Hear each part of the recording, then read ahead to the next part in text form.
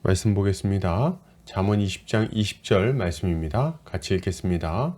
자기의 아비나 어미를 저주하는 자는 그의 등불이 흑암 중에 꺼짐을 당하리라. 아멘.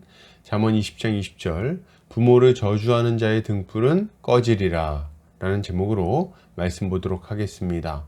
신자는 부모를 공경하는 삶을 살기 위해 노력합니다. 왜요? 그것이 주님의 명령일 뿐 아니라 우리의 삶을 안전하게 하는 방편이 되기 때문입니다.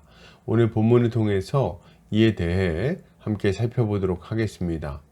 오늘 잠언 기자는 자기의 아비나 어미를 저주하는 자는 그의 등불이 흑암 중에 꺼짐을 당할 것이라고 말하고 있습니다.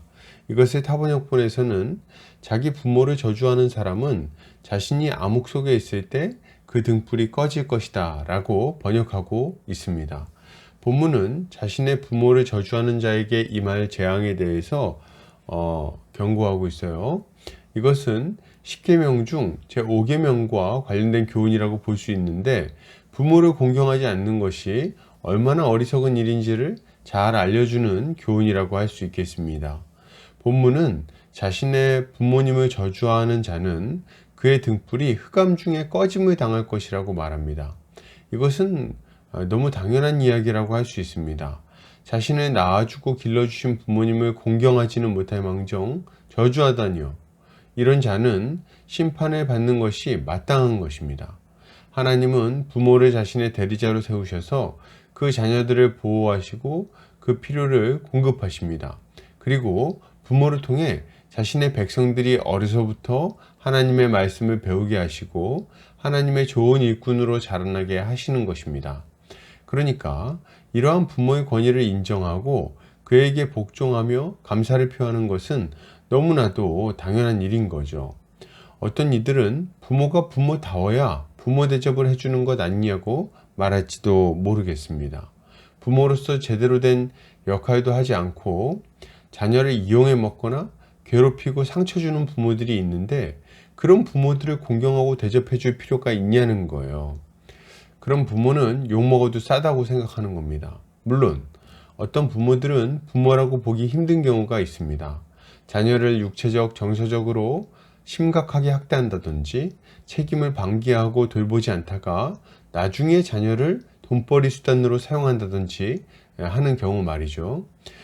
이런 자들은 자신의 자녀를 몰래기게 바쳤던 이스라엘의 우상 숭배자들과 전혀 다를 바 없는 악한 자들이라고 할 수 있겠습니다. 이런 악한 자들에게는 공의로우신 하나님의 심판이 순리대로 이루어질 거예요.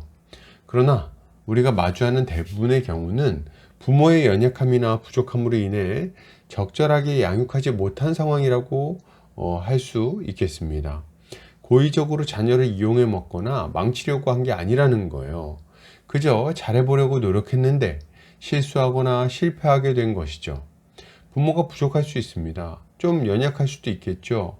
인격적으로 성숙하지 못한 부모일 수도 있을 것입니다. 그러나 설령 그렇다고 해도 부모를 공경하는 것이 마땅합니다. 여러분, 만약 부모가 없었다면 어떻게 됐을까요? 우리는 생명을 얻지 못했을 뿐 아니라 태어났다고 해도 아마 몇 시간 견디지 못하고 목숨을 잃어버리고 말았을 것입니다. 세상에 어떤 사람도 자신의 힘으로 태어날 수가 없습니다. 물론 건강하게 자라날 수도 없죠. 비록 부족했을 수는 있지만 그럼에도 불구하고 부모의 최소한의 돌봄이 있었기 때문에 살 수 있었고 자라날 수 있었다는 말입니다. 그러니 자신의 부모에게 감사하고 그 부모를 공경해야 하는 것은 너무도 마땅한 일인 거죠. 그러면 이런 부모의 은혜를 잊어버리고 감사는커녕 그 부모를 저주하는 자들은 어떻게 될까요?